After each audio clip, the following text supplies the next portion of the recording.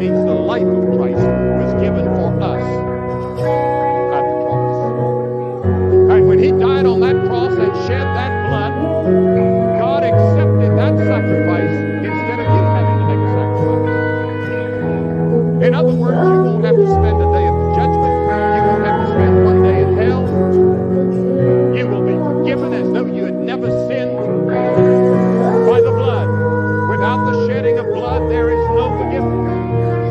Scripture says, for as much as ye know that ye were not redeemed with corruptible things as silver and gold, but with the precious blood of Christ, as of a lamb, without blemish and without stain.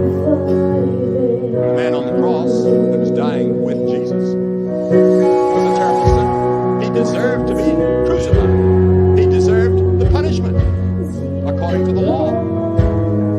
And he said he deserved it. And he turned to Jesus and he said, Lord, remember me when you come into your kingdom.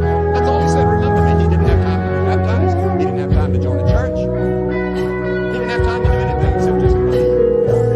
And Jesus said, today thou shalt be with me in paradise.